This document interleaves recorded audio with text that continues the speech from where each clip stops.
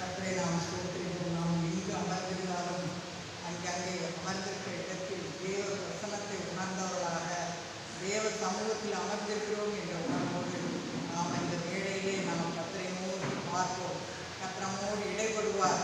இந்த மனமகிழ்ச்சியான காலை ஆராதனை வேளையிலே நாம் திருச்சபையாக கூடி விடுதலையோடு ஆராதிக்க முடியாத சூழ்நிலை காணப்பட்டாலும் அவரவர் இல்லங்களில் இருந்து குடும்பங்களாக சேர்ந்து நாம் கர்த்தரை ஆராதிக்கும்படியான ஒரு பாக்கியத்தை கர்த்தர் நாட்களை நமக்கு தந்திருக்கிறார். அதற்காக நாம் நம் தேவனுக்கு நன்றி சொல்வோம். கர்த்தரை நாம் ஸ்தோத்திரிப்போம். கொடாபுரி ஸ்தோத்திரம் ஐயா. எத்தனையோ பேர் இல்லாத சாக்கியத்தை தேவ கிருபையாய் எங்களுக்கு பாராட்டினீர். அதற்காக நமக்கு ஸ்தோத்திரம். இந்த ஆராதனைக்காக நாம் இந்த பாதத்திலே வருகிறோம் ஐயா. ஆரம்பம் முதல் முடிவரை இந்த தெய்வீக பிரசன்னம் நிரம்பி வழிபடியாக ஜெபிக்கிறேன் ஐயா.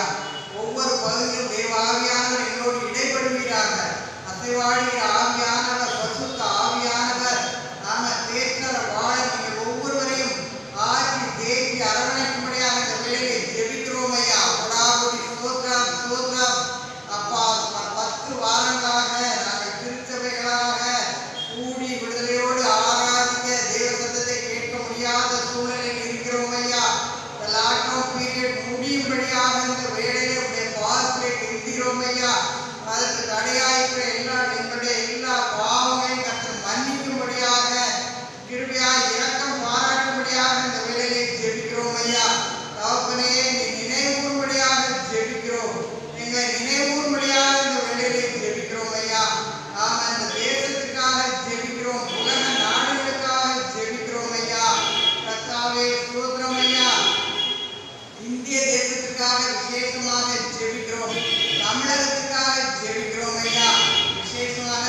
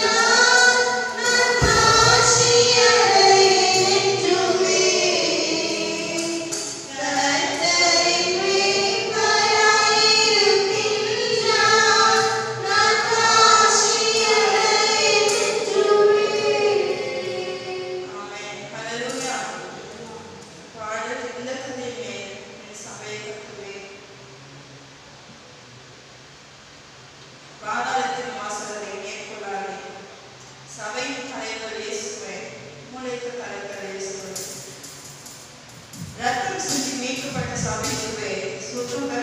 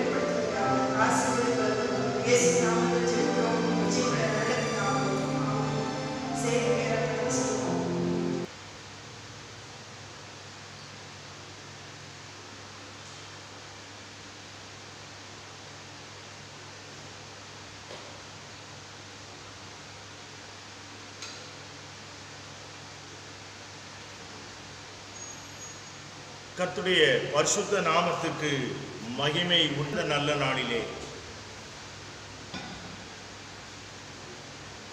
நாம் ஆலயத்துக்கு வந்து ஆராதிக்க முடியாத ஒரு சூழ்நிலை இருந்தாலும் இந்த ஆன்லைன்ல நம்ம நேரலை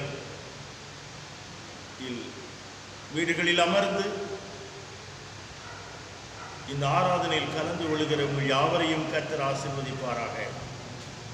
அல்லேலூயா. ஆமென். கர்த்தருடைய நாமத்துக்கு மகிமை உண்டாகட்டும். சபை கூடுதலை சிலர் விட்டுவிடுகிறது போல நாமும் விட்டுவிடாதிருப்போம் என்று வேதம் சொல்கிறது. எவ்வளவுதான் நாம் வீடுகளிலே ஜெபித்தாலும் ஆண்டவர் சொன்னார், என்னுடைய வீடு சகல ஜனங்களுக்கும் ஜெப வீடு. என் ஜனங்களை என் ஜெப வீட்டிலே கூட்டி அவர்களை மகிழ பண்ணுவேன் என்றார். அதை சீக்கிரமாய் கர்த்தர் நமக்கு செய்வார். எல்லா தடைகளையும் கர்த்தர் மாற்றுவார். அரசு உத்தரவின்படி விழித்திரு, விலகியிரு, வீட்டிலிரு,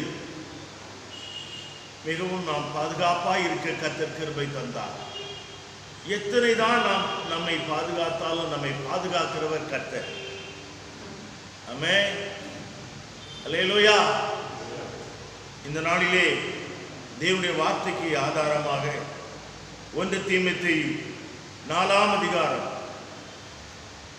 1 தீமோத்தேயு 4ஆம் அதிகாரம் 8ஆம் வசனத்தை வாசியுங்கள்.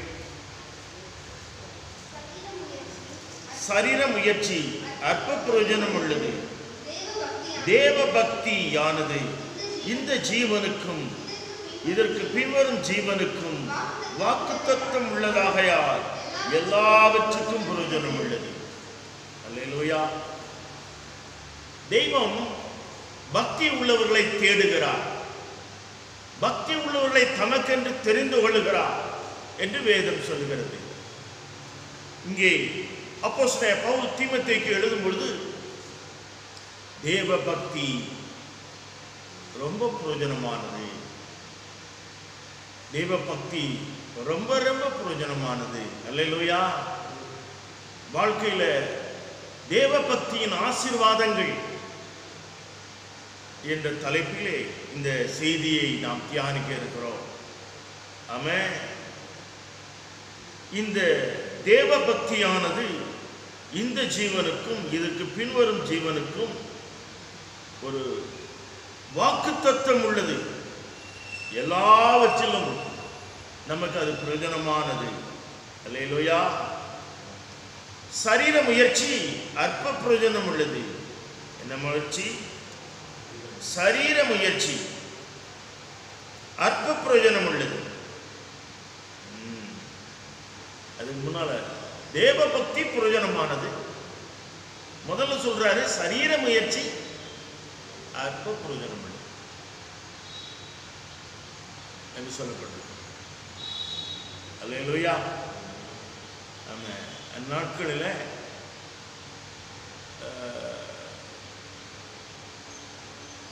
சரீரத்தில் நல்ல எக்ஸசைஸ் பண்ணணும் அப்படிங்கிற எண்ணம் வாலிபத்தில் பள்ளியில் இருக்கிற ஆசிரியர்கள், விளையாட்டு ஆசிரியர்கள் நம்மளை உற்சாகப்படுத்துவார்கள். அல்லேலூயா. இன்னைக்கு பெரிய பெரிய டாக்டர்ஸ் கூட என்ன செய்கிறாங்க? பயிற்சி செய்கிறாங்க, எக்ஸசைஸ் பண்ணுறாங்க. இப்படி பண்ணுங்க, அப்படி பண்ணுங்க அப்படின்னு சொல்லி கொடுக்குறாங்க. ஒரு பெரிய ஐபிஎஸ் ஆபீசர் சைலேந்திர பிரபு வாட்ஸ்அப்பில் சமீபத்தில் கூட பெரிய எக்ஸசைஸ் அவர் பண்ணுறதை பார்த்தீங்கன்னா அவ்வளவு எக்ஸசைஸ் பண்ணுறார். ஒரு காவல்துறை அதிகாரி சொல்வார், ஆமாம் எனக்கு ஆசை காவல்துறை அதிகாரி ஆகணும்னு, எங்கள் அப்பாவுக்கு ஆசை டாக்டர் ஆகணும்னு, ஆனால் நான் நல்லா படிக்கிற மாணவன், டாக்டர் ஆகிறதுக்கு ஃபீஸ் கேட்ட எங்கள் அப்பாட்ட பணம் இல்லை, ஒரு ஏழை விவசாயி, ஆனால் மெடிக்கல் சீட்டுக்கு போயிட்டு பணம் கட்டுவதற்கு முடியாமல் திரும்பி வர்றோம். ஆனால் எனக்கு என்ன ஒரு காவல்துறை அதிகாரி ஆகணும்னா, அது மாதிரியே ஒரு நாள் அந்த தஞ்சாவூர் மாவட்டத்தில் உள்ள எஸ்பி ஆஃபீஸ் அங்கே அந்த ரோட்டில் தான் கடந்து காலேஜுக்கு போகணும். கவர்மெண்ட் காலேஜில் நான் படிச்சுட்டு இருக்கிறேன். அப்போ ஒரு காவல்துறை அதிகாரி பெரிய மீசையோட அதில் காரில் அந்த சிகப்பு விளக்கோடு வருவார். அவர் நின்று அவர்கிட்ட பேசுறதுக்கு எனக்கு ஆசை, பயம். ஆனால் அவரே ஒரு நாள் காரை நிறுத்தினார். என்ன நீ காலேஜ் போலியாப்பா, என்ன நோட்டு கூட இங்கே நிற்கிற? ஐயா உங்களை மாதிரி ஆகணும், அதுக்கு நான் என்ன செய்யணும்? கிரவுண்டில் போய் எக்ஸசைஸ் செய்யி, நல்லா என்ன செய்யி, என்சிசியில் சேரு, அப்படி பல காரியங்களை சொல்லிக் கொடுத்தேன். அதுபடியே முயற்சித்தேன். நான் என்ன ஆகிட்டேன், ஒரு காவல்துறை அதிகாரி ஆகிட்டேன். ஆமாம், என் ஃப்ரெண்டு என்னை விட கஷ்டப்பட்டவன். ஆமாம், நான் எப்போதும் கிரவுண்டில் இருப்பேன், அவன் எப்போதும் லைப்ரரியில் இருப்பான். ஆமாம், இந்த அதாவது எஸ்ஐ செலெக்ஷனுக்கு போயிருக்கும்போது நான் பாஸ் பண்ணிட்டேன், அவன் பாஸ் பண்ணலை. நீ என்னோட கூட கிரவுண்டுக்கு வந்திருந்தீங்கன்னா நீ இதில் செஞ்சுருக்கலாமே, உனக்கு வாய்ப்பு கிடைச்சிருக்குமே. அவன் அந்த வார்த்தையை பெருசாக நினைக்கல. எல்லாம் முடிந்தது. நான் காவல்துறை அதிகாரியா என்னுடைய மாவட்டத்திலேயே அவன் மாவட்ட கண்காணிப்பாளராக நான் பதவி பிரமாணம் எடுக்கிறேன். அதே நேரத்தில் எடுத்துட்டு அடுத்து மரியாதைக்காக யாரை பார்க்கணும், கலெக்டரை பார்க்கணும். கலெக்டரை பார்க்க போனா அங்கே யார் கலெக்டர் தெரியுமா? என் ஃப்ரெண்டு தான் அங்கே கலெக்டர். அவன் லைப்ரரியிலே இருந்தான் கலெக்டர், நான் கிரவுண்ட்லே இருந்தேன். நான் காவல்துறை அதிகாரி. முயற்சி ஒன்றை செய்யும். அல்லேலூயா. ஆமாம், அந்நாட்களில் பார்த்தீங்கன்னா கிங்காங், அவருக்கு பேர் மாம்ச மலை. அவர் குத்துச்சண்டை வீரர். ஒரு நாளைக்கு 110 கோழி முட்டை சாப்பிடுவார். எத்தனை கோழி முட்டை? ஒரு 110 கோழி முட்டை. ஆமாம், நம்ம ஒரு நாள் டாக்டர்ஸ் முட்டை என்ன செய்யறது, ஒயிட் எடுங்க, எல்லாம் எடாதுங்க அப்படிலாம் நமக்கு ஆலோசனை சொல்கிறாங்க. அவர் ஒரு நாளைக்கு எத்தனை கோழி முட்டை? 110 கோழி முட்டை. மாமிச மலை. அடுத்து தாராசிங், அவர் எப்படி இருப்பாருன்னு கல்லிட்டாக இருப்பார். இவர் 2 பேர் குத்துச்சண்டை வீரர்கள் தான். ஆனால் தாராசிங் என்ன தெரியுமா, 3 நாள் டைரியா போயிட்டார். ஆமாம், சரீர முயற்சி அற்ப பிரயோஜனம் உள்ளது. தேவ பக்தி இம்மைக்கும் மறுமைக்கும் பிரயோஜனம் உள்ளது. அல்லேலூயா. ஆமாம், கிங்காங், தாராசிங்.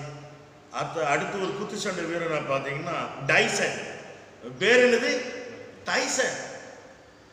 அடிச்சாங்கன்னா கொன்னே போடுவான். ஆமாம், அவனுக்கு பேரு யாரு? டைசன். இன்னொரு ஆள் தெரியுமா, பாப் மியூசிக்கில் ஒரு பெரிய ஆளு. அவன் எத்தனையோ டாக்டர், அவனுக்கு மருத்துவ பரிசோதனை செய்வதற்கு எத்தனையோ டாக்டர்ஸ் இருந்தாங்க, எத்தனையோ கோடிக்கணக்கான. ஆமாம், அவன் அந்த மியூசிக்கை போட்டு ஆனவன உலகமே என்ன செய்யும், வாலிப உலகம் பின்னால போவான். எல்லாம் குறிப்பிட்ட காலம்தான், முடிஞ்சது. ஆமாம், அடுத்து யாரு? புரூஸ்லி. அவன் ஒரு ஏழை, கஷ்டப்பட்டு உலகில் ஒரு பெரிய சம்பாத்தியம் பண்ணான், அவனும் மரித்து போனான். ஆமாம், சரீர முயற்சி அற்ப பிரயோஜனம் உள்ளதுன்னு வேதம் சொல்லுகிறது. ஏன் அப்படி சொல்லுது அப்படின்னா, கவனிங்க, மனுஷனுடைய ஆயுசு நாட்கள் எத்தனை வருஷம்? 70 வருஷம். பலத்தின் மிகுதினாலே 80 வருஷம். இந்த 70-80 வயதோட இந்த சரீர முயற்சி பயிற்சி எல்லாம் முடிஞ்சிடும். ஆனா தேவ பக்தி முக்காலத்துக்கும் உரியது. அது நேற்றும் இன்றும் என்றும். அல்லேலூயா. ஆமென். 80 வருஷம். இப்ப பாருங்க, நம்ம அப்துல் கலாம், காந்திக்கு அடுத்தாப்புல மதிக்கப்படுகிறவர் யாரு? அப்துல் கலாம். அவர் தமிழன். அவருடைய ஆய்வு, அவருடைய அறிவு, அவருடைய படிப்பு எல்லாம் படுத்துருச்சு. அல்லேலூயா. ஆமென், முடிந்தது. ஆமென், அல்லேலூயா. ஆனா தேவ பக்தி இம்மைக்கும் மறுமைக்கும் ஆமென் பிரயோஜனம் உள்ளது. பிரயோஜனம் இல்லாத காரியத்தில் எனக்கும் பார்த்தீங்கன்னா அந்த காலத்தில் பெரிய ஆசை, இராணுவ அதிகாரி ஆகணும்னு. அல்லேலூயா. இன்னைக்கு கேட்பாங்க, ஆமென் ஆமென், நீங்கள் என்ன சர்வீஸ் முடிச்சு வந்துட்டீங்களா? வந்துட்டேன், சர்வீஸ் முடிச்சுட்டேன். அல்லேலூயா. ஆமாம் ஆமாம், சர்வீஸ் முடிச்சுட்டு வந்துட்டேன்னா முடிச்சுட்டேன்னு சொல்ல மாட்டேன், எனக்கு லைஃபுக்கு சர்வீஸ் அப்படின்னு ஒரு அல்லேலூயா. ஆமாம், அதுக்கு முன்னால் என்ன செய்வாங்க, நீங்கள் என்ன ரெஜிமெண்ட்டில் இருக்கிறீங்கம்மாங்க? ஆமாம், நான் காஸ் ரெஜிமெண்ட்டில் இருக்கிறேன். அல்லேலூயா சொல்கிறோம்.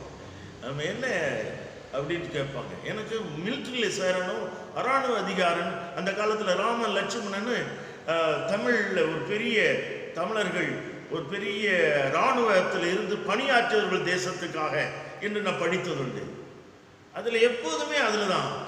ஆமாம், எங்கள் ஊரில் பெரிய ஆலமரம் உண்டு, அந்த விழுதில் ஏறுவேன். ஆமாம், ரோப்பு ஏறணும்னா ஆமாம் கட கட கட கட கட நல்லா வெயிட்டாக இருப்பேன், ஏறிடுவேன். ஆமாம், அந்த வெயிட் லிஃப்ட்டுக்கு எது செய்வாங்க, எங்கள் காட்டில் பம்ப் செட்டில் பெரிய பெரிய கல் கிடக்கும், அதை தூக்குவேன். ஆமாம், கடப்பாறையை வச்சு என்ன செய்வேன், சிலம்படிப்போம். கடப்பாறையில் அந்த காலத்தில் எப்படி செய்யும், கைக்கு பழகுனதுனால ரொம்ப ஒரு அகத்திக்கம்பு மாதிரி தெரியும். அல்லேலூயா. ஆமாம், அது சரீர முயற்சி எல்லாம் அற்ப பிரயோஜனமானது. அல்லேலூயா அல்லேலூயா. தேவ பக்தியோ இம்மைக்கும் மறுமைக்கும் பிரயோஜனமானது. அப்படி இருக்கிற காலங்களில் தான் இயேசு கிறிஸ்து என்னை ரட்சித்தார். அல்லேலூயா. நான் ரட்சிக்கப்பட்டேன், இயேசுவை ரட்சகராய் ஏற்றுக்கொண்டேன். அல்லேலூயா. என் வாழ்க்கையில் இயேசுதான் ரட்சகர், இயேசுதான் பாவ பரிகாரி. ஒரு சின்ன கைப்பிரதி எனக்கு ஒருவர் கொடுத்தார். ஆமாம், அவர் கெஞ்சி கொடுத்தார், தம்பி தயவுசெய்து கிழிச்சு போட்டுறாதுங்க, ஆமாம் படிச்சு பாருங்க. அவர் சொன்ன வார்த்தை, படிச்சுட்டாது கிளிங்க. ஆமாம், அப்படிதான் அவர் தயவாய் அதை வாசித்தா. தெய்வத்தின் அன்பு, இந்த உலகத்திலே அன்பு, தாயின் அன்பு சிறந்தது, தாயின் அன்பு சிறந்தது. அந்த அன்பிலும் மேலான அன்பு தெய்வத்தின் அன்பு. அவர்தான் இயேசுவின் அன்பு. அவர்தான் உனக்காக உயிரை கொடுத்தார், உன் பாவ வினை தீர்த்தார், உன் பாவ சாபத்தையும் ஆமென் உன் கர்ப்பவனையையும் ஆமென் ஆமென் எல்லாவற்றையும் தீர்த்தவர் யாரு? இயேசு. ஆமென். பாவம் சாபம் எல்லாத்தையும் தீர்த்தவர். அன்றைக்கு தான் அந்த இயேசுவை ஏற்றுக்கொண்டேன். அல்லேலூயா. இயேசுடைய அன்பை பற்றி அந்த கைப்பிரதியில் வாசிக்கும் பொழுது என் உள்ளத்தை தொட்டது. ஆமென். கண்ணீரோடு அதை வாசித்து முடித்தேன். அந்த கைப்பிரதியை அவ்வளவு பாதுகாப்பு, பணத்தை விட பாதுகாப்பாக வைத்திருந்தேன். அதற்கு பிறகுதான் எனக்கு புதிய ஏற்பாடு கிடைத்தது. ஒருவர் சொன்னார், லூக்கா சுவிசேஷத்தை அதிகமாய் மறுபடியும் வாசியுங்கள் என்று. ஏன்னா மத்திய சுவிசேஷத்தை வாசித்தோம்னா ஆமென் ஆபிரகாம் ஈசாக்கை பெற்றான், ஈசாக்கு யாக்கோவை பெற்றான், யாக்கோவு அவன் 12 குமாரனையும் பெற்றான். இப்படி நெருக்கு பாருங்க, அவனை பெற்றான் இவனை பெற்றான். எவனை பெற்றான் நமக்கு என்னன்னு மூடி வச்சிருவேன். ஆமாம், ஓடாது. ஆனால் லூக்கா சுவிசேஷத்தை வாசிக்கும் போது அந்த சரித்திரம் ரொம்ப புரிந்தது. இன்னைக்கு பிறப்பு சரித்திரம் அவ்வளவு நமக்கு வாஞ்சியா இருக்கும், அந்த காலத்தில் அது இனிமையாய் தெரியவில்லை. ஆமென். ஆகவேதான் ஒரு தேவ மனுஷன் லூக்கா சுவிசேஷத்தை அதை வாசிக்கும் பொழுதுதான் ஒரு மருத்துவர், ஆமென் ஒரு மருத்துவர், லூக்கா ஒரு மருத்துவன், லூக்கா ஒரு வைத்தியன், லூக்கா ஒரு ஓவியன், தன்னுடைய பேஷண்ட்டுக்கு, ஒரு கனமுருந்திய மனிதனுக்கு இயேசுவை பற்றி எழுதுகிறார். அதான் லூக்கா சுவிசேஷம். லூக்கா சுவிசேஷத்தை எழுதினவர் லூக்கா. அப்போஸ்தலர் நடவடிக்கை எழுதினவர் லூக்கா. முதலாம் பிரபந்தம், இரண்டாம் பிரபந்தம் என்று வேதத்தில் சொல்லப்பட்டிருக்கிறது. இருக்கட்டும், சரீர முயற்சி அற்ப பிரயோஜனம் உள்ளது, தேவ பக்தி இம்மைக்கும் மறுமைக்கும் பிரயோஜனம் உள்ளது. அல்லேலூயா அல்லேலூயா. ஆமென். ஆண்டவருக்கு மகிமை உண்டாகட்டும். இன்னைக்கு பார்த்தீங்கன்னா ஏசாயா 55:2 வாசியுங்கள். ஏசாயா 55:2.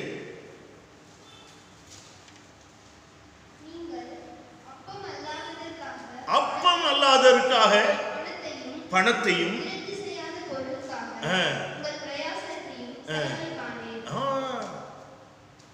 வீணாக சில காரியங்களை பிரயாசப்படுகிறோம்.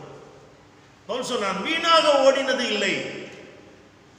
ஆமென். வீணா நேரத்தை கழிக்கிறோம், வீணா செல்போன்ல கழிக்கிறோம், வீணா டிவியில உட்கார்ந்துட்டு இருக்கிறோம், வீணான பிரயாசம். ஆமென். பயனில்லாத காரியம், நேரத்தை போயிட்டு இருக்கிறோம். ஆமென். சரீர முயற்சி அற்ப பிரயோஜனம் உள்ளது, தேவ பக்தியோ இம்மைக்கும் மறுமைக்கும் பிரயோஜனம் உள்ளது. 2 தீமோத்தேயு 2ஆம் அதிகாரம் 14ஆம் வசனம். 2 தீமோத்தேயு 2ஆம் அதிகாரம் 14ஆம் வசனத்தை வாசியுங்கள். ஆமென். இவைகளை அவர்களுக்கு நினைப்பூட்டி ஒன்றுக்கும் பிரயோஜனம் இல்லாமல் கேட்கிறவர்களை கவிழ்த்து போடுகிறதற்கு ஏதுவான வாக்குவாதம் செய்யாதபடிக்கு கர்த்தருக்கு முன்பாக அவர்களுக்கு எச்சரித்து புத்தி சொல்லு. சும்மா வாக்குவாதம் பண்ணிட்டு இருக்கக்கூடாது. ஆமென். அல்லேலூயா. ஆதாம் ஏவாள், ஆமென், காயின் யாரை கட்டினாங்க? ஆமென். காயினுக்கு யாரு மனைவி? இதெல்லாம் மறைக்கப்பட்டிருக்கிற உண்மை அந்த காலங்களில். அதனால ஆள் இல்லைன்னு அர்த்தமா? ஆமென். யூத மார்க்கம் ஆண் ஆதிக்க மார்க்கம், ஆண்களை பற்றியே முக்கியப்படுத்தி சொல்லப்பட்டிருக்கிறது. ஆகவே பெண்கள் இல்லை என்று இல்லை. ஆமென். அல்லேலூயா. தேவையில்லாத வாக்குவாதங்கள். இயேசு திரும்ப வரப்போறாரா? ஆமென். இயேசு ஏன் பாடுபடணும்? ஏன் அந்த பாடுபடணும்? ஆமென். இயேசு ஆமென் ஆமென் ஆமென் அவர் கிறிஸ்துவானா அவரை தொடாமல் இருக்க பண்ணியிருக்கலாமே. அவரால் முடியும். அவர் சர்வ வல்லவர். அவரை கொலை செய்ய எத்தனைப்பட்டாங்க, அவர்களுக்கு மறைந்து போனார். ஒரு மலையிலிருந்து தள்ளிவிட முயற்சி விட்டாங்க, மறைந்து போனார். அப்படிலாம் வேதத்தில் சொல்லப்பட்டிருக்கு. ஆமென். பேதுரு என்ன செய்யறான்? அந்த அந்த அவரை இயேசுவை கைது செய்து வந்த அந்த போர்ச்சேவகனை என்ன செய்யறான்? தன் பட்டயத்தெல்லாம் எடுத்து ஒரே போடு போடான். நல்ல வேலை கழுத்தது அப்படி சாத்திட்டாமல்ல, காதோட போச்சு. என்ன சொல்கிறார்? பட்டயத்தை எடுக்கிற பட்டயத்தினாலும் மடிவான். பட்டயத்தை உரையில அது காதை எடுத்து வச்சா ஒட்டிக்கிடுச்சு. அப்போ கூட அவனுக்கு என்ன செய்யலை, இயேசுவை விடலை. இப்படி யாரால செய்ய முடியும்? தையல் போடாம காதை ஒட்ட வைக்க யாரால முடியும்? அவர் சர்வ வல்லமை உள்ள தேவன். யாரை தேடுறீங்க? அவர் சொல்லியிருக்கலாம். ஆமென். இயேசு அந்த பக்கம் தான் போனார்னு சொல்லியிருக்கலாம். ஆமென். நீ தேடுகிற இயேசு அப்படி நானே சொன்ன உடனே எல்லாரும் கீழே விழுந்துட்டாங்க, பொத்துன்னு விழுந்துட்டாங்க. பிடிக்க வந்த போலீஸ்காரங்களை கீழே விழுந்துட்டாங்க. அப்ப அவர் தான் இயேசு தான் தட்டி எழுப்பி, வாப்பா வாங்கப்பா எழுந்துருங்க. நான் ஒரு வார்த்தை நான் தான் சொன்னதுக்கு இப்படி விழுந்து எடுத்தீங்களே அப்படின்னு தட்டி கொண்டு போறாரு. அவர் சர்வ வல்லவர் தான். ஆமென். இப்படி வாக்குவாதம் பண்ணிக்கிட்டு கேள்வி கேட்டுக்கிட்டு வீணாய் நேரத்தை போக்க கூடாது. அல்லேலூயா.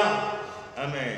ஏன்னா பிரயோஜனம் இல்லாத தர்க்கங்கள், பிரயோஜனம் இல்லாத காரியங்களிலே ஈடுபட கூடாது. ஒன்றுக்கும் பிரயோஜனம் இல்லாத காரியங்களிலே வேதத்தில் சொல்லப்பட்டிருக்கு. நீதிமொழி 23, நீதிமொழி 23, நீதிமொழிகள் 14:23 வாசிங்கள். 14:23 நீதிமொழிகள் 14:23.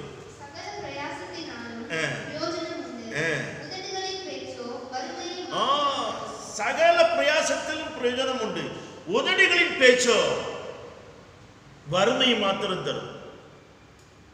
பேச்சை நிறுத்த பலத்தில் வாழ வேண்டும். வெறும் பேச்சு பேசிட்டு இருக்க கூடாது, செயல்பட வேண்டும். உதடுகளின் பேச்சு வறுமையை சும்மா பேசிட்டு. அதான் ஆண்டவர் சொன்னார், நல்ல புத்தி உள்ள பெண்ணுக்கு அடையாளம் சொன்னார், ஞானம் விளங்க வாயை திறக்கிறாள். தாவீது சொல்கிறார், ஆமா நான் நலமானதை பேசாமல் அமர்ந்திருந்தேன். நல்லதே பேசலன்னா தீயதை பேசலாமா? தீயதை மணிக்கணக்கில் பேசி நேரத்தை செலவழிக்கலாமா? சரீர முயற்சி அற்ப பிரயோஜனம் உள்ளது. தேவ பக்தி இம்மைக்கும் மறுமைக்கும் பிரயோஜனம் உள்ளது. பக்தி பல உமை உண்டு. தேசத்தின் மேல பக்தி வைக்கிறோம், அரசியல்வாதிகள் மேல பக்தி வைக்கிறோம், கட்சிகள் மேல பக்தி வைக்கிறாங்க. கட்சினா உயிரே கொடுக்கிறாங்க. அந்த காலத்தில் அண்ணாத்துல செத்து போனாருன்னு அநேகர் தேத்தே போனோம். ஆமா ஆமா, அவர் செத்ததை பார்க்க போனோம், ட்ரெயின்ல மேலே ஏறி ஆக்சிடென்ட் ஆகி எத்தனை இறந்தவர்களுடைய ஞாபகம் இருக்கிறது. அல்லேலூயா.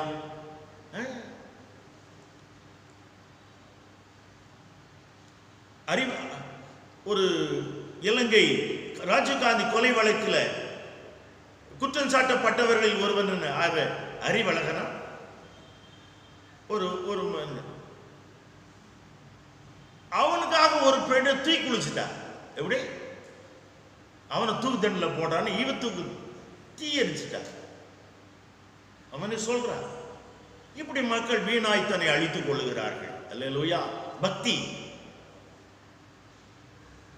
தேசபக்தி, அரசியல் பக்தி, ஆமா, இன்னும் என்னெல்லாம் பக்தி இருக்குது. சினிமாக்காரன் பக்தி. ஆமா, சினிமாக்காரனை பார்த்தீங்கன்னா அவன் நடிக்கிறான், அதுல மயங்கி இவனுக்கு என்ன செய்யறான், உயிரே கொடுக்கிறான். இன்னைக்கு ஒரு சினிமாக்காரன், ஒரு ரசிகன் ஒரு படம் வந்துச்சுன்னா அவன் வேலைக்கு போறது இல்லை, அதுக்குன்னு வெடி போடுறான். ஆமா, வீட்டில் இருக்கிற பாட்டிக்கு டீ வாங்கி கொடுக்குறான்னு இல்லையோ, அட்டைக்கு பால் வாங்கி கொடுக்குறான். பாட்டி, ஏய் டீ வாங்கி கொடுக்குறா, ஒரு டீ வாங்கிட்டு வாயா. ஐயம்மா சொல்றா, ஒரு டீ வாங்கிட்டு வாயா. எனக்கு நேரம் ஆயிடுச்சு, நான் யாருக்கு பால் ஊத்த போனோம். இப்படிதான் மக்கள் அழிஞ்சுக்கிட்டு இருக்கிறான் வாழ்க்கையில. இன்னைக்கு தேவை, நம்ம தேசத்துக்கு தேவை பக்தி. அல்லேலூயா. பக்தி உள்ளவனை தேடுகிறார், பக்தி உள்ளவனை தெரிந்து கொள்கிறார். ஆமென். மீகாவின் புஸ்தகத்தில் ஒன்று சொல்லப்பட்டிருக்கிறது. மீகா புஸ்தகத்துல மீகா 7:2 வாசியுங்க.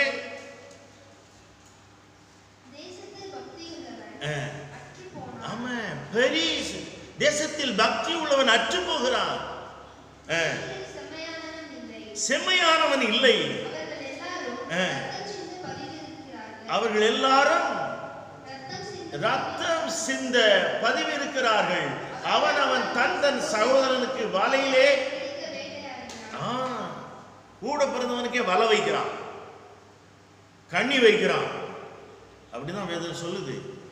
அப்படி உலகம் மாறிவிட்டது. ஆமா, பார்த்தீங்கன்னா வடகொரியாவுடைய அதிபர் கிம் தான் கூட பிறந்தவனை கொன்னதாக சொல்றாங்க. அது நமக்கு எவ்வளவு உண்மையோ தெரியல. அவன் அதிபராயிடக்கூடாது அண்ணன் அப்படின்னு கொண்டுட்டதாக, சிங்கப்பூர்ல வச்சு அவரை கொண்டுட்டதாக சொல்றாங்க. உலகமெல்லாம் நடக்குதா இல்லையா? நடந்து கொண்டுதான் இருக்கிறது. அல்லேலூயா. அவை பக்தி தேவை. பக்தியில் பல உண்டு. தேசபக்தி, அரசியல் பக்தி, சினிமா பக்தி, பல பக்தி இருக்கிறது. ஆனா தேவ பக்தி வித்தியாசமானது. அல்லேலூயா. தேவ பக்தியானது வித்தியாசமானது. ஆமே, அதை எப்படி அறிந்து கொள்வது? உண்மையான தேவ பக்தி எப்படிப்பட்டது? வேதம் சொல்லுகிறது. அப்போஸ்தலர் 22:12 வாசியுங்க. அப்போஸ்தலர் 22:12. உண்மையான தேவ பக்தி எப்படி அறிந்து கொள்வது?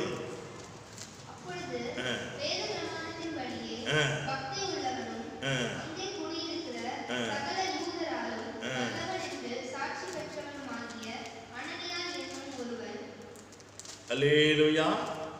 இது அப்போஸ்தலர் பவுல் தான் அந்த சாட்சியை சொல்லுகிறார் அனனியாவை பற்றி. ஆமென். என்ன சொல்கிறார்? அப்பொழுது வேத பிரமாணத்தின்படியே பக்தி உள்ளவனும், ஒரு அல்லேலூயா சொல்லுவோம். பக்தி உள்ளவன், தேவ பக்தி உள்ளவன் என்று சொன்னால் வேத பிரமாணத்தின்படி, வேத வசனத்தின்படி, சத்தியத்தின்படி. அல்லேலூயா. இந்த அனனியா என்ற மனிதன் எப்படிப்பட்டவன்? அப்போ சவுலாய் இருந்தவன் பவுலாய் மாறினவன். இந்த சாட்சியை சொல்கிறான். அப்பொழுது வேத பிரமாணத்தின்படியே பக்தி உள்ளவனும், அநேக அங்கே குடியிருந்த சகல யூதராலும் நல்சாட்சி பெற்றவனும், நல்லவன் என்று சாட்சி பெற்றவனும் ஆகிய அனனியா என்னும் ஒருவன். ஒரு அல்லேலூயா சொல்வோம். ஆமென். அருமையானவர்களே, வேத பிரமாணத்தின்படி வாழணும். தேவ பக்தி உள்ளவன் என்றான். நம்ம சுத்தி இருக்கிறவன் நம்மளை பார்த்து நல்லவன்னு சொல்லணும். நல்லவன் நல்லவள், அந்த அம்மாவா நல்லவங்க, அந்த அண்ணனா நல்லவங்க. இங்கே அனனியாவை பற்றி என்ன சொல்லப்பட்டிருக்கிறது? வேத பிரமாணத்தின்படி படியே பக்தி உள்ளவனும் அங்கே குடியிருக்கிற சகல யூதராலும் நல்லவன் என்று சாட்சி பெற்றவனுமாகிய அனனியா என்னும் ஒருவன் என்னிடத்தில் வந்து, சவுலாகிய சவுலே, பார்வையடைவாயாக என்றான். அந்நேரமே நான் பார்வையடைந்து அவனை ஏறிட்டு பார்த்தேன். ஒரு அல்லேலூயா சொல்லுவோம். ஆமே. கண் தெரியாம இருக்கிற சவுல், தாமஸ்குவான தர்சு பட்டணத்தாகிய சவுல், ஆமே, வேத பிரமாணத்தை கற்றறிந்த சவுல், கிறிஸ்துவை அறியாததுனால, கிறிஸ்துவ ஜனத்தை அறியாததுனால, ஆமே, பக்தி வைராக்கியம் என்ற பெயரிலே கிறிஸ்தவர்களை அழித்துக் கொண்டிருந்தான். அவனை தான் கர்த்தர் சந்தித்தார். அவன் அப்பொழுதுதான் அனனியா சொல்றான், ஐயோ, அவன் உன்னுடைய பிள்ளைகளை கொலை செய்தவன் இல்லை, அவன் நான் தெரிந்து கொண்டேன், தமஸ்கு வீதியில் இருக்கிறான், நீ போய் பாரு, அவனுக்கு நான் என்ன செய்யணும்னு சொல்லு. ஆமென். அதுக்கு கீழே வாசிங்க. அப்பொழுது அவன் நம் முன்னோர்கள்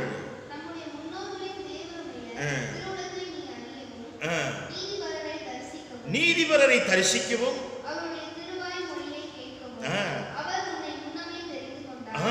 நீ கண்டவைகளையும் கேட்டவைகளையும் குறித்து சகல மனுஷர்களுக்கும் நீ எழுந்து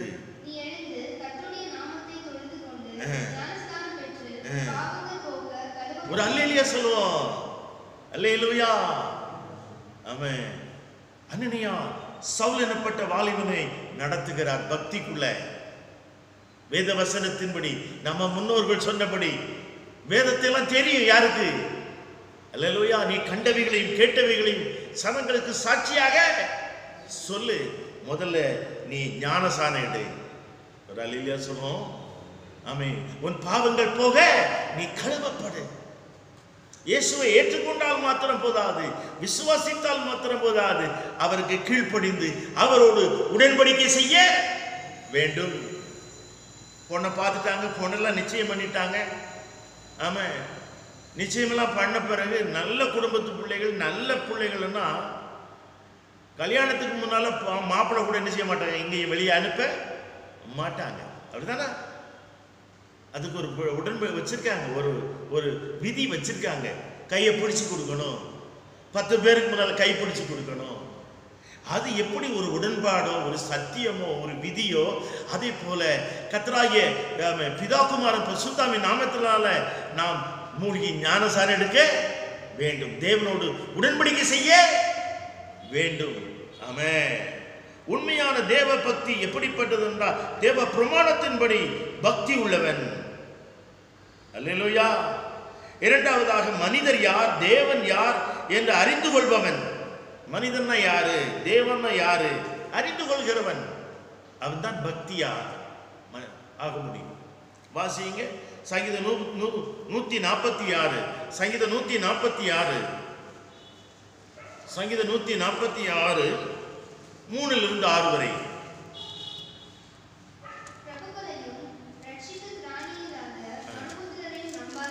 பிரபுக்களையும் ரட்சிக்க திராணி இல்லாத மனுபுத்திரரையும் நம்பாதிருங்கள்.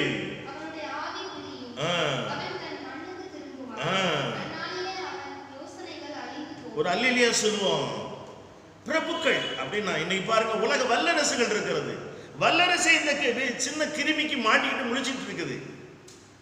ஆனா தெய்வத்துக்கு அது முடியுமா? முடியாதா? அவர் சகல அக்கிரமங்களை எல்லாம் மன்னித்து நோய்களை எல்லாம் குணமாக்குகிறவர், சகல வியாதிகளையும் தீர்க்க அவரால முடியும். ஆமென். அவரால் கூடாது ஒன்றும் இல்லை. ஆகவே மனிதன் யார்? பிரபுக்களையும் ரட்சிக்க திராணி இல்லாத மனுபுத்திரரையும் நம்பாதீர்கள்.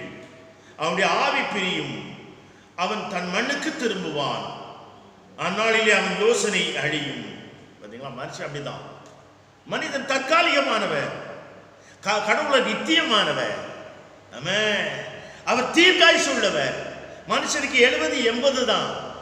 ஆனா இறைவனுக்கு ஆயுசே கிடையாது. அவர் நிரந்தரமானவர்.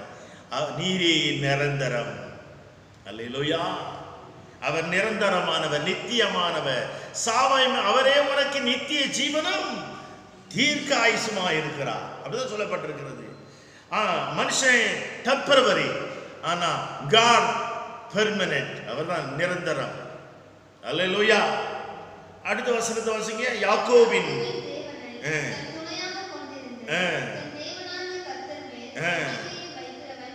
ஆமா, யாக்கோபின் தேவனை துணையாக கொண்டிருந்து தன் தேவனாகிய கர்த்தர் மேல் நம்பிக்கை வைக்கிற மனுஷன் அவர் வானத்தையும் பூமியையும் சமுத்திரத்தையும் அவைகளில் உள்ள யாவற்றையும் உண்டாக்கினவர். அவரை என்றென்றைக்கும் உண்மையை காக்கிறவர்.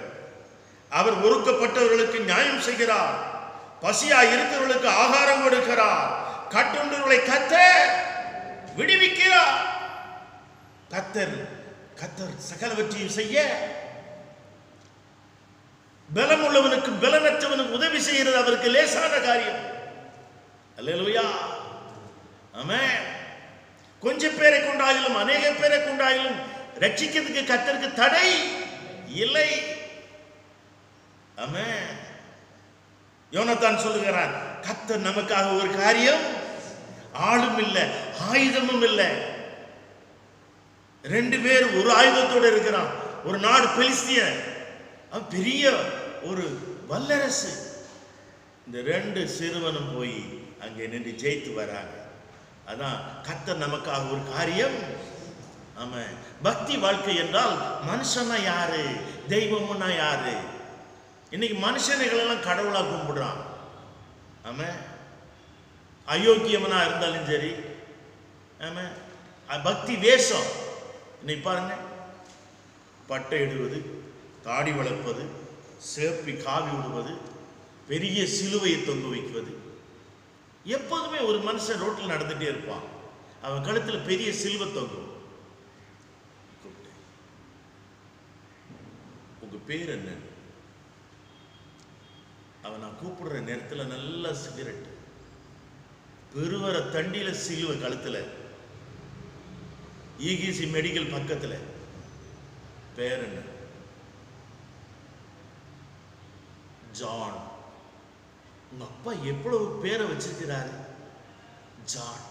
இவ்வளவு பெரிய சிலுவையை நீ கழுத்துல தொங்கிக்கிட்டு இப்படி வயல சுருட்டு வச்சிட்டு இருக்கலாமா? இந்த சிலுவைக்கும் இதற்கு என்னையா சம்பந்தம்? சொன்ன உடனே போட்டுட்டேன், இப்படி வச்சுட்டு போட்டுட்டான். இப்போ அவனை பார்க்குற நேரமெல்லாம் சின்ன ஏதாவது கிட்டு கொடுப்பேன், அவனுக்கு சொல்லிகிட்டே இருக்கிறேன். ஆனால் அதுக்கப்புறம் அவன் வாயில் நான் பார்த்ததா தெரியல. வாழ்க்கையில் பக்தி, சரீர முயற்சி, அற்ப பிரயோஜனம், தேவ பக்தி எம்மைக்கும் மறுமைக்கும். அல்லேலூயா. அப்போ தெய்வம் யாரு, மனுஷன் யாரு? மனுஷன் மேல நம்பிக்கை வச்சு மனிதனை நம்பாத, நம்ம கர்த்தர் மேல் நம்பிக்கையாக இருப்பதே நலம். ஆமென்.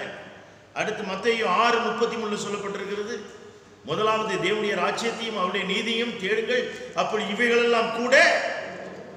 தேவனுடைய ராஜ்யம், அவருடைய நீதி, அவர் என்ன விரும்புகிறார் அதை நாம் தேட வேண்டும். ஆமென். தேவ பக்தி, உண்மையான தேவ பக்தி. இந்த தேவ பக்தி, ஆமென், இந்த தேவ பக்தி ஆமென் எப்படிப்பட்டது என்று பார்க்கிறோம். வாசிப்போம். தீத்து 2:11 வாசியுங்கள்.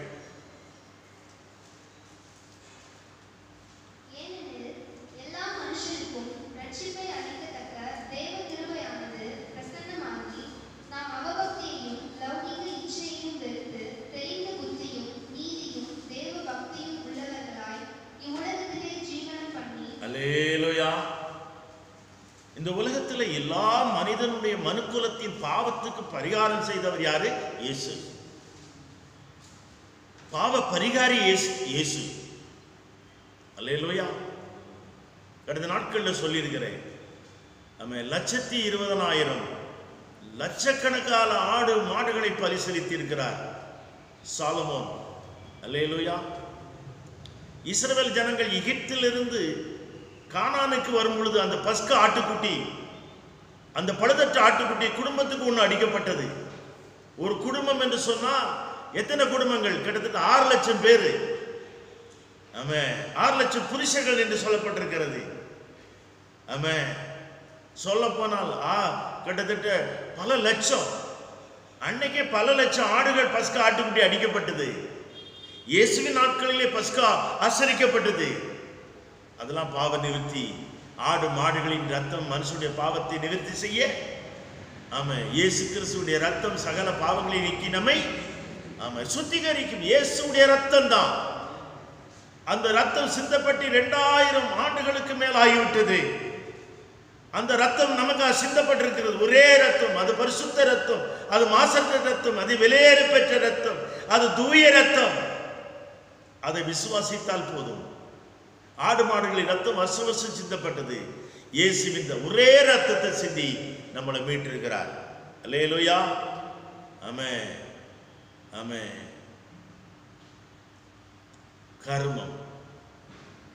கர்மங்களில் இருந்து,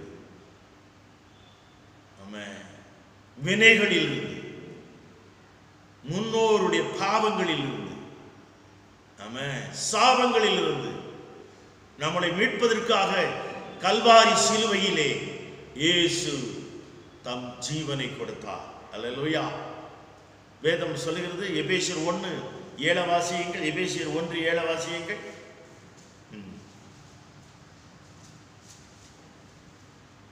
எபேசியர் 1:7 வாசியுங்கள். அவருடைய திருவருளின் ஐஸ்வரியத்தின்படியே இவருடைய இரத்தத்தினாலே பாவமன்னிப்பாகிய மீட்பு இவருக்குள் நமக்கு உண்டாயிருக்கிறது. ஆமென். அவருடைய கிருபையின் ஐஸ்வரியத்தின்படியே இவருடைய இரத்தத்தினாலே இவருக்குள் பாவ மன்னிப்பாகிய மீட்பு நமக்கு. அவர்தான் யார்? இயேசு. இயேசு கிறிஸ்து தான் நம்ம பாவத்துக்கு பரிகாரம் செய்தவர். உப்பிட்டவரை உள்ளளவு நினைக்கிறார். உலகத்துக்கே தன் உயிரை கொடுத்தவர் யார்? இயேசு. அவரை மறக்கலாமா? அதான் பக்தி வாழ்க்கை ஆரம்பிக்கிறது. அல்லேலூயா. ஆமென். சத்தியத்தை விசுவாசித்து ஏற்றுக்கொள்வதனாலே கிடைக்கும் தேவ பக்தி. சத்தியத்தை விசுவாசித்து ஏற்றுக்கொள்வதனால் கிடைக்கும் பக்தி. 1 தீமோத்தேயு 3:16 வாசியுங்கள். 1 தீமோத்தேயு 3:16. தேவ பக்திக்குரிய ரகசியமானது யாவரும் ஒப்புக்கொள்கிறபடியே மகா மேன்மையுள்ளது. தேவன் மாம்சத்திலே வெளிப்பட்டார். ஆவியிலே நீதி உள்ளவர் என்று விளக்கப்பட்டார். ஆமென். தேவதூதர்களால் காணப்பட்டார். புறஜாதிகளிடத்தில் பிரசங்கிக்கப்பட்டார். உலகத்திலே விசுவாசிக்கப்பட்டார். மகிமையிலே ஏறெடுத்துக் கொள்ளப்பட்டார். வேத வசனத்தின்படி இயேசு கிறிஸ்து நமக்காக மரித்தார், நமக்காக உயிர்த்தார். ஆமென். நமக்காக அவர் பரலோகம் ஏறி சென்றார், மீண்டும் வரப்போகிறார். ஒரு அல்லேலூயா சொல்வோம். இதை விசுவாசிக்கிறதான் வாழ்க்கையில பக்தி. தீத்து 2:14 வாசியுங்கள். தீத்துக்கு எழுதின நிருபம், பவுல் தீத்துக்கு எழுதின நிருபம் 2:14. அவர் நம்மை சகல அக்கிரமங்கள் நின்றும் மீட்டுக்கொண்டு தமக்குரிய சொந்த ஜனங்களாகவும் நற்கிரியைகளை செய்ய பக்தி வைராக்கியம் உள்ளவர்களாகவும் நம்மை சுத்திகரிக்கும்படிக்கு நமக்காக தம்மைத்தாமே ஒப்பு கொடுத்தார். ஒரு அல்லேலூயா சொல்லுவோமா? இந்த சத்தியத்தை விசுவாசித்து ஏற்றுக்கொள்வதனால் கிடைக்கும் தேவ பக்தி. ஒரு பஸ்ல எழுந்து சீட்டு கொடுத்தா அவங்கள மறக்க மாட்டேங்கிறோம். நம்ம அல்லேலூயா உண்டா இல்லையா? ஒரு சின்ன ஹெல்ப். நம்ம ஒரு வண்டியில் வந்துட்டு இருக்கிறோம், நம்ம ஒரு ஹெல்ப் பண்ணி ஒரு இடத்துக்கு நம்மளை கொண்டு வந்து விட்டா எவ்வளவு நன்றி சொல்லுகிறோம். ஆமா இல்லையா? இத்தனை அப்போ கடவுள் நமக்காக செய்ததை நினைத்து வாழ்வதுதான் பக்தி. அல்லேலூயா. ஆமென். சத்தியத்தை விசுவாசித்து நானே வழி சத்தியம் ஜீவன். அந்த சத்தியத்தை விசுவாசித்து ஏற்றுக்கொள்வதனால் கிடைக்கும் தேவ பக்தி. அடுத்து என்ன சொல்லப்பட்டிருக்கிறது? தீத்து 2:12 வாசியுங்கள். தீத்து 2:12. நம் அவபக்தியையும் லௌகிக இச்சைகளையும் வெறுத்து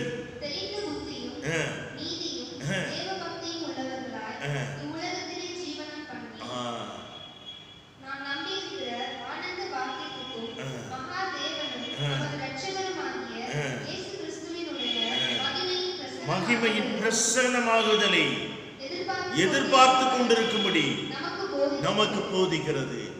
அவபக்தி லௌகிக இச்சையும் வெறுத்து தேவ பக்தியில வளரணும். லௌகிக இச்சை உலக பிரகாரமான காரியத்திலே நம்மளை எந்த சக்தியும் இழுத்துட்டு போகக்கூடாது.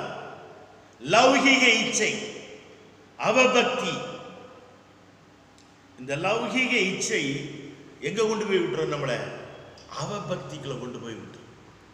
அதெல்லாம் ஒன்றும் இல்லைங்க, அதெல்லாம் இப்போ இது இல்லைங்க, அப்படி கொண்டு போய் நம்மளை விட்டுரும். அவபக்தியையும் லௌகிக இச்சைகளையும் வெறுப்பதுதான் உண்மையான பக்தி. அல்லேலூயா. 1 தீமோத்தேயு 6ஆம் அதிகாரம் 9, 10, 11 வாசியுங்கள். 1 தீமோத்தேயு 6ஆம் அதிகாரம். சோதனையிலும்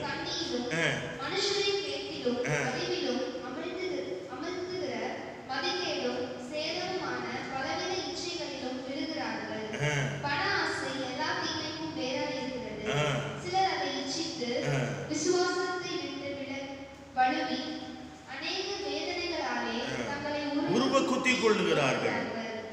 நீயோ, ஓ மேன் ஆஃப் காட், நீயோ தேவனுடைய மனுஷனே, விடுதலை விட்டு ஓடி நீதியையும் தேவ பக்தியையும் விசுவாசத்தையும் பொறுமையையும் சாந்த குணத்தையும் அடையும்படி நாடு. ஆமென். தேவ பக்தி என்றால் இந்த பண ஆசையை விட்டு பார்த்துருக்கிறோம்.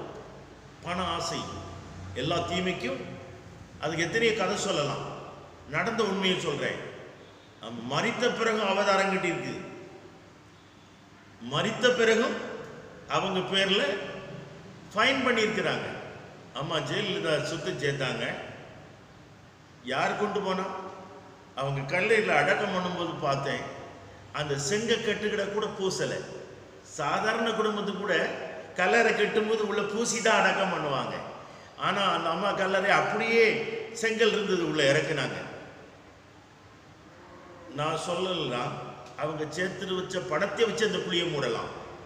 அவங்க சேர்த்து வச்ச ஜொல்ல வச்சு அதுக்கு குழியை மூடலாம். எவன் விடுவான்? தோண்டிட்டு போயிட மாட்டானா? பண ஆசை. இன்னைக்கு எந்த பணமும் காப்பாற்ற முடியுதா? உலக வல்லரசை இந்த கிருமியிலிருந்து காப்பாற்ற முடியாதா? மருந்தை கண்டுபிடிக்க முடியலையா? முடியுதா? இல்லவே இல்லை. அருமையான தேவனுடைய பிள்ளைகளே, இவைகளெல்லாம் விட்டு ஓடி தேவ பக்தியையும் அன்பையையும் பொறுமையையும் நீதியையும் அடையும்படி நாடு. ஒரு அல்லேலூயா சொல்வோம். ஆமென். அடுத்து என்ன சொல்லப்பட்டிருக்கிறது? தேவ பக்தி உள்ளவர்கள். இந்த தேவ பக்தி எப்படி வளர்ப்பது என்று பார்த்தோம். அல்லேலூயா. அதாவது எல்லா மனிதரும் இயேசுவின் மூலம் ரட்சிக்கப்பட வேண்டும். எல்லா மனிதருடைய பாவத்துக்கும் பாவ மன்னிப்பை ஏற்படுத்தினவர் என்பதை விசுவாசிப்பதனால் ஏற்படுகிற தேவ பக்தி, சத்தியத்தை ஏற்றுக்கொள்வதனால் ஏற்படுகிற தேவ பக்தி, அவபக்தியையும் லௌகிக இச்சைகளையும் வெறுப்பதனால் ஏற்படுகிற தேவ பக்தி. ஒரு அல்லேலூயா சொல்லுவோம். இவைகளெல்லாம் விடுறதுனால தான் தேவ பக்தி. அப்போ தேவ பக்தி உள்ளவர்கள் எப்படி இருக்க வேண்டும்? தேவ பக்தி உள்ளவர்கள் செய்ய வேண்டியது என்ன? இது முக்கியமான கடைசி காரியங்கள். கடகடன்னு நான் சொல்ல போறேன். ஆமாம். தேவ பக்தி அவர்கள் எப்படி என்ன செய்ய வேண்டும்? ஆமாம். சரீர முயற்சி அற்ப பிரயோஜனம் உள்ளது. தேவ பக்தி இம்மைக்கும் மறுமைக்கும் பிரயோஜனம் உள்ளது. அல்லேலூயா, அல்லேலூயா. ஆமாம். இன்னும் ஒரு முக்கியமான வசனத்தை 2 பேதுரு 3:10-11 வாசிங்க. 2 பேதுரு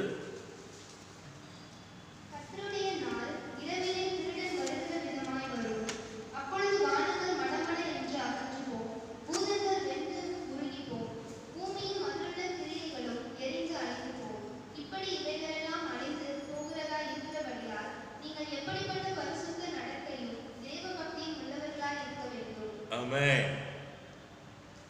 தேவ பக்தியுள்ளவர்கள் செய்ய வேண்டியது. யாக்கோபின் புஸ்தகம் 1ஆம் அதிகாரம் 26ஆம் வசனத்தை வாசியுங்கள். தேவ பக்தி உள்ளவர்கள் செய்ய வேண்டியது.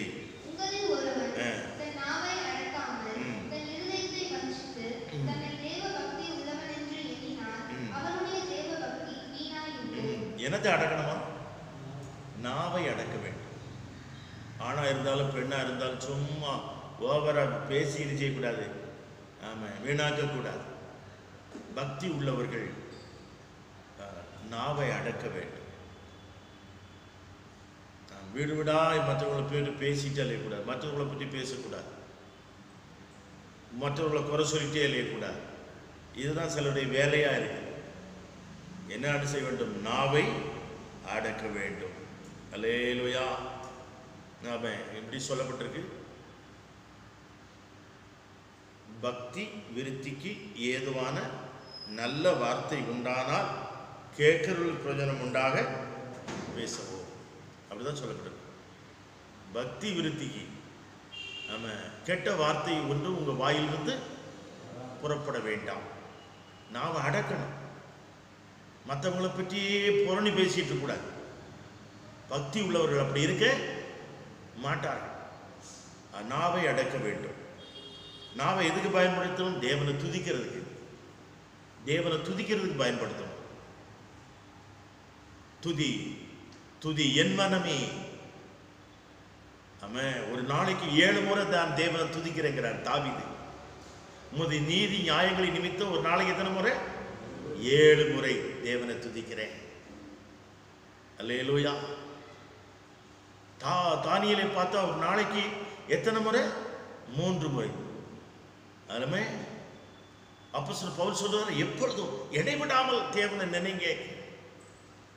ஆமென். ஸ்தோத்திரம் செய்வதிலே தகம். அப்போ என்ன? நாவை அடக்க வேண்டும். தேவனை துதிப்பதற்கு நாவை பயன்படுத்த வேண்டும். ஆமா, தேவனோட பேச நாவை பயன்படுத்த வேண்டும். கவனிக்கிறீங்களா? தேவனை துதிக்கிறதுக்கு நாவை பயன்படுத்த வேண்டும். ஆமென். ஆமென். தேவனோட பேச இதெல்லாம் எழுதணும். இதெல்லாம் எழுதணும். நோட்டை கையில் வச்சுட்டு இருந்தா போதாது, எழுதணும். ஆமென். வாரம் முழுவதும் எழுதி தான் உங்களுக்கு என்ன செய்யுது? அல்லேலூயா. ஆமென். தேவனை துதிப்பதற்கு, தேவனிடம் பேசுவதற்கு, தேவனை பற்றி ஆமென் அல்லேலூயா மற்றவரிடம் பேசுவதற்கு இந்த நாவை பயன்படுத்த, துதிப்பதற்கு பயன்படுத்தணும், தேவனோட பேசுவதற்கு பயன்படுத்தணும், தேவனை பற்றி மற்றவர்களுக்கு சொல்வதற்கு இந்த நாவை பயன்படுத்த வேண்டும். நாவு ரொம்ப முக்கியமானது. அல்லேலூயா. பரிசுத்த ஆவியானவர் வந்த உடனே எதைத்தான் தொட்டார்? நாவைத்தான் தொட்டார். நாவைத்தான் தொட்டார். ஆமா, இது அநீதி நிறைந்த உலகமா? எலும்பில்லாத நாக்கு எதையும், இதுக்கு எலும்பே கிடையாது. ஆகவே நாவை என்ன செய்ய வேண்டும்?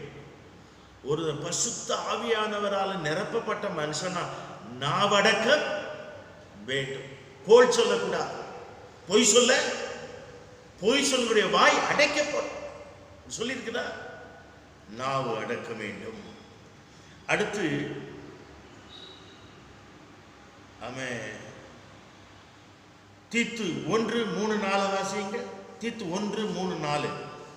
ஆமென். சீக்கிரமாய் வாசிங்க. தீத்து 1.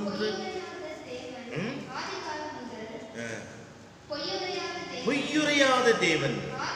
நம்ம தேவன் எப்படிப்பட்டவரா? பொய்யுரையாத தேவன்.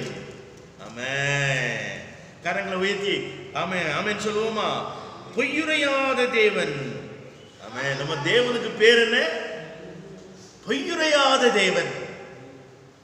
ஆமென். பொய்யன், பொய்க்கு பிதாவுமா இருக்கிறான். யாரு? சாத்தான். பொய்யனும் பொய்க்கு பிதாவும். பொய்யை ஊதுகிறானா? ஆமென். அது பாருங்க, பொய் சொல்லக்கூடாது பாப்பா, புறம் சொல்லக்கூடாது பாப்பா. இப்படியெல்லாம் அந்த மனிதன் நினைச்சிருக்கார். நல்ல வார்த்தையை சொல்லியிருக்கிறார் பாருங்க. பொய்யுரையாத தேவன். ஆதி காலம் முதல்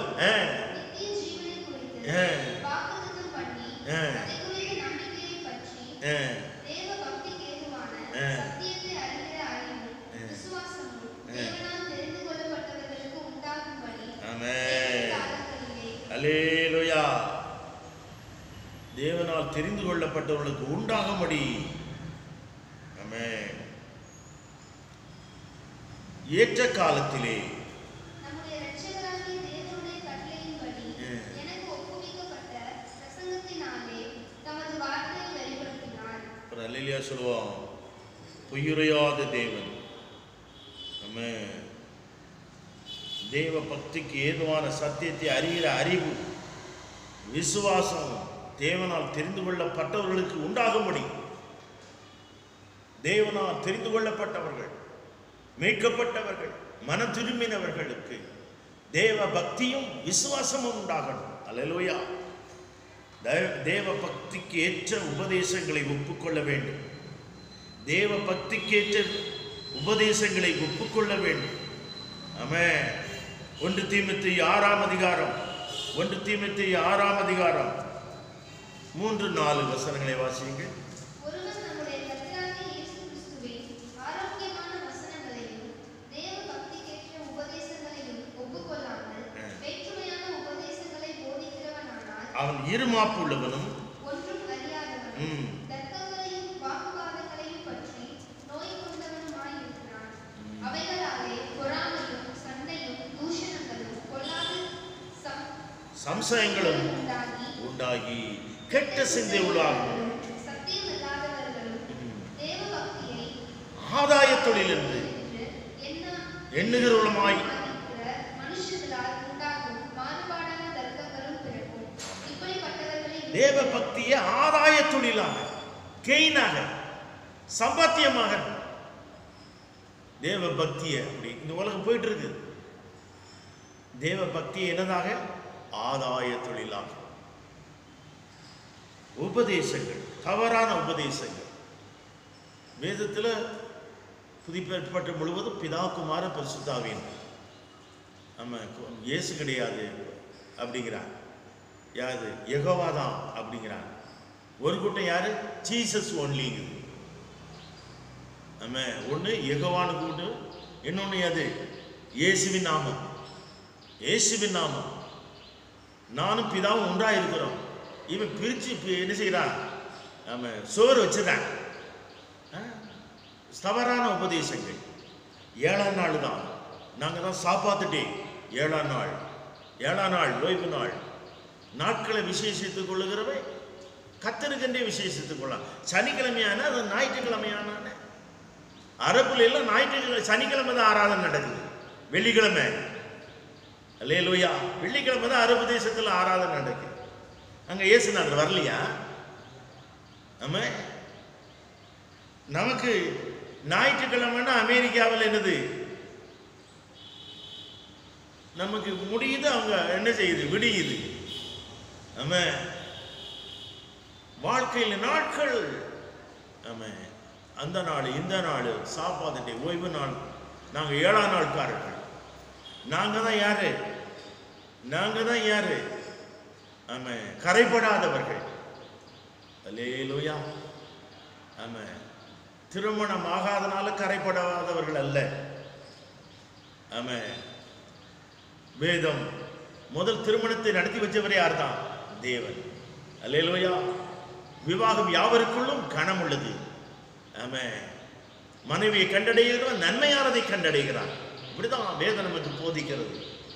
கல்யாணம் கட்டாம இருக்கிறது தான் பரிசுத்தங்கிறான். நாங்க தான் பரிசுத்தவான்கள். இதெல்லாம் தவறானது.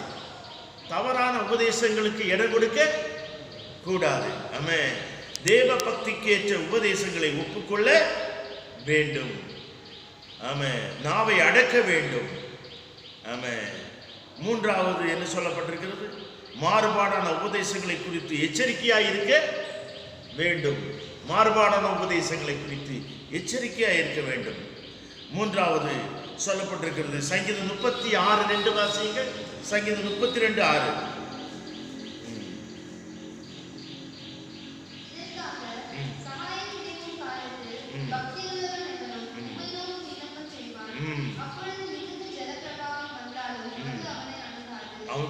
மிகுந்த ஜலப்பிரவாகம் வந்தாலும் அவனை அணுகாது.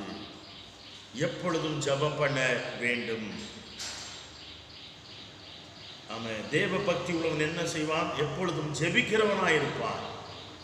ஜெபமே என் வாழ்வில் செயலாக மாற. அப்போஸ்தலர் 10:2 வாசிங்க. அப்போஸ்தலர் 10:2. அப்போஸ்தலர் 10:2.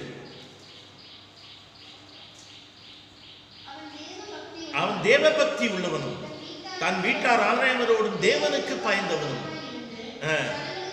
ஜனங்களுக்கு மிகுந்த தர்மங்களை செய்து எப்பொழுதும் தேவனை நோக்கி. அதான் கொர்நேலி. அப்படின்னா தேவ பக்தி உள்ளவன் என்றால் ஜெபிக்கிறவன், 100க்கு அதிபதி, ஒரு பெரிய அதிகாரி. அவருக்கே ஜெபிக்கிறதுக்கு நேரம் இருந்ததா இல்லையா? நமக்கு நேரம் இல்லைங்கிறோம். 127 தேசத்துக்கு அதிபதி யாரு? தானியேல். அவர் முன்பு செய்தவன் எப்படி ஜெபித்தார்? அல்லேலூயா. ஆண்டவர் இயேசு கிறிஸ்து ராமுழுவதும் ஜெபித்தார். அதிகாலை இருட்டோட போய் ஜெபித்தார். 40 நாள் உபவாசம் இருந்து ஜெபித்தார். எந்த காரியத்தையும் தீர்மானிக்கும் முன் ஜெபித்துத்தான் தீர்மானித்தார். ஆமென்.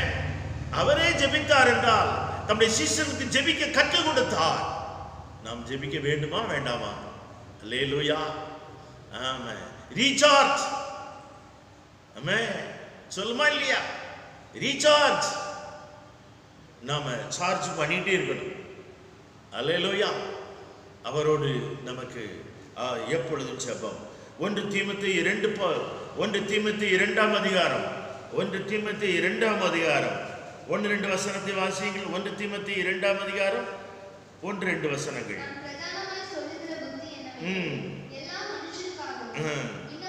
விண்ணப்பங்களை, ஜெபங்களை, வேண்டுதல்களை, ஸ்தோத்திரங்களையும் ஏறெடுக்க வேண்டும். நல்லொழுக்கத்தோடு கலகம் இல்லாமல் ராஜாக்களுக்காகவும் அதிகாரமுள்ள யாவருக்காகவும் அவன் தினமும் ஜெபம் பண்ணணும். நமக்கே ஜெபம் பண்றோம். ஆமென். ஜனாதிபதி அப்படி, பிரதமர் அப்படி, மத்திய சர்க்கார் இப்படி பேசிக்கிட்டே இருக்கிறோம். நம்ம பேசி என்ன நடக்க போகுது? பார்லிமெண்ட்ல பேசுறதுனாலே ஒன்றும் நடக்கிறது இல்லை. நம்ம பேசி என்ன நடக்க போகுது? ஆனால் நம்ம ஜெபம் பண்ணா நடக்கும். நம்ம ஜெபித்தா நடக்கும். நம்ம ஜெபித்தா நடக்கும். நம்ம முழங்கால முடக்கினா நடக்கும். அல்லேலூயா. எங்க ஜனாதிபதி ஆசீர்வதியும், பிரதமர் ஆசீர்வதியும், மத்திய சர்க்கார் ஆசீர்வதியும், மாநில சர்க்கார் ஆசீர்வதியும், நம்ம எம்எல்ஏக்களை எம்பிக்களை ஆசீர்வதியும். அவர்கள் மனம் திரும்பணும். இந்த சூழ்நிலையில ஞானந்தாரம். நம்ம எல்லா அதிகாரிகளுக்கு ஞானந்தாரம், டிபார்ட்மெண்ட் எல்லாருக்கும் ஜெபிக்க வேண்டும். நம்ம தேவ பக்தி உள்ளவன் என்ன செய்வான்? எப்பொழுதும் ஜெபம். 1 தெசலோனிக்கேயர் 5 அதிகாரம் இருக்கட்டும். அடுத்த குறிப்புக்கு போவோம். ஆமென். தேவ பக்தி உள்ளவர்கள் செய்ய வேண்டியது நாவை அடக்க வேண்டும். ஆமென். தேவ பக்திக்கு ஏற்ற உபதேசங்களை ஒப்புக்கொள்ள வேண்டும். மாறுபாடான உபதேசங்களை குறித்து எச்சரிக்கையாக இருக்க வேண்டும். எப்பொழுதும் ஜெபிக்க வேண்டும். ஆராதனை செய்ய வேண்டும். ஒரு அல்லேலூயா சொல்வோம். கடவுளை ஆராதிக்கணும். எபிரேயர் 12:28 வாசியுங்கள். எபிரேயர் 12:28. எபிரேயர் 12:28 வாசியுங்கள்.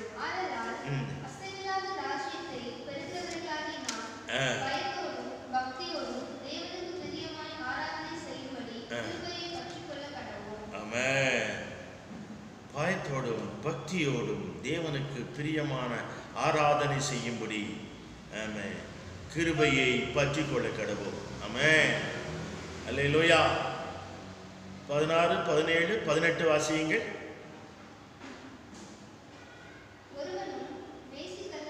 இல்லை இருக்கட்டும். சாரி. ஆமென். கொலோசியர் 3 அதிகாரம் 16, 17. கொலோசியர் 3 அதிகாரம் 16, 17.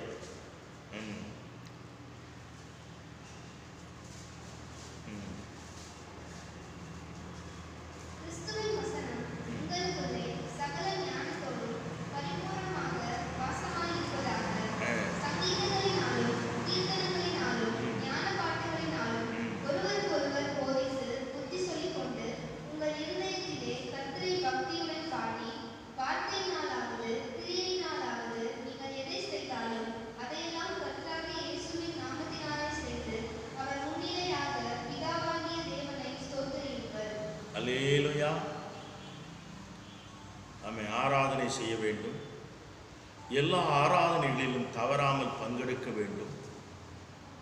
பரிசுத்த அலங்காரத்துடனே கர்த்தரை நாம் தொழுது கொள்ள வேண்டும். அல்லேலூயா. ஆகவே தேவ பக்தி உள்ளவர்கள் செய்ய வேண்டியது நாவை அடக்க வேண்டும். ஆமென். தேவனை துதிக்க, தேவனிடம் பேச, தேவனை பற்றி மற்றவர்களுக்கு அறிவிக்க முக்கியமாக நாவை பயன்படுத்த வேண்டும். தேவ பக்திக்கு ஏற்ற உபதேசங்களை ஒப்புக்கொள்ள வேண்டும். ஆமென். மாறுபாடான உபதேசங்களை குறித்து எச்சரிக்கையாக இருக்க வேண்டும்.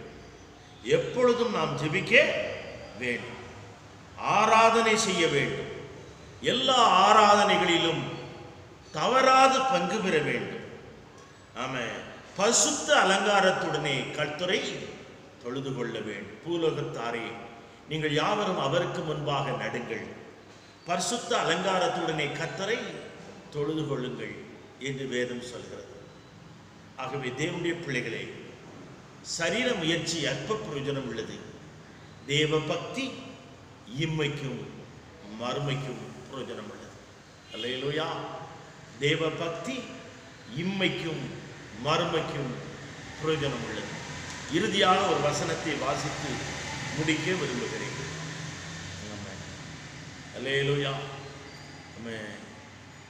2 பேதுரு 3ஆம் அதிகாரம் 10-11. ஆமென். கர்த்தருடைய நாள் இரவிலே திருடன் வருகிற விதமாய் வரும். அப்பொழுது வானங்கள் மடமட என்று அகன்று போம், பூதங்கள் வெந்து உருகி போம், பூமியின் அதிலுள்ள கிரியைகளும் எரிந்து அழிந்து போம். இப்படி இவைகளெல்லாம் அழிந்து போகிறதா இருக்கிறபடியால் நீங்கள் எப்படிப்பட்ட பரிசுத்த நடக்கையும் தேவ பக்தியும் உள்ளவர்களாய் ஆமென் ஆமென் தேவ பக்தியும் உள்ளவர்களாய் இருக்க வேண்டும். எப்படிப்பட்ட பரிசுத்த நடக்கையும் தேவ பக்தியும் பேதுரு திருச்சபைக்கு எழுதுகிறார். இந்த பகல் வேளையிலே தேவ பக்தியில் வளர, தேவ பக்தியில் வளர்வது நமக்கு பிரயோஜனம், நம்ம குடும்பத்துக்கு பிரயோஜனம், நம்ம சபைக்கு பிரயோஜனம், நம்ம தேசத்துக்கு பிரயோஜனம். அல்லேலூயா. அது முக்காலத்துக்கு பிரயோஜனம். ஆமென். ஆகவே தேவ பக்தியில் நாம் வளர, நம்ம பிள்ளைகளை வளர்க்க கர்த்தர் நமக்கு கிருபை செய்வாராக. ஜெபம் பண்ணுவோமா? எங்கள் பரலோக பிதாவே, உமக்கு நன்றி. சரீர முயற்சி அற்ப பிரயோஜனம் உள்ளது. தேவ பக்தியோ இம்மைக்கும் மறுமைக்கும் பிரயோஜனம் உள்ளது. இந்த பிரயோஜனமான ஆசீர்வாதமான இந்த தேவ பக்தியிலே நாங்கள் வளர, எங்கள் குடும்பத்தை வளர்க்க, எங்கள் திருச்சபை வளர கிருபைதார். நீரே மகிமைப்படும் பெரிய காரியங்களை செய்யும். இரட்சகர் இயேசுவின் நாமத்தில் வேண்டுகிறோம் நல்ல பிதாவே. என் ஆத்துமாவே கர்த்தரை ஸ்தோத்திரி, என் முழுமே அவருடைய பரிசுத்த நாமத்தை ஸ்தோத்திரி. என் ஆத்துமாவே கர்த்தரை ஸ்தோத்திரி. கர்த்தர் செய்த சகல உபகாரங்களையும் மறவாதே. நம்முடைய பிதாவாகிய தேவனுடைய அன்பும் நம்முடைய கர்த்தராகிய இயேசு கிறிஸ்துடைய கிருபையும் பரிசுத்த ஆவியானுடைய அந்யோன்ய ஐக்கியமும் நம் அனைவரோடும் ஆமென் இன்றும் என்றும் சதா காலங்களிலும் இருப்பதாக. ஆமென். அல்லேலூயா. கர்த்தர் அவரையும் ஆசீர்வதிப்பாராக.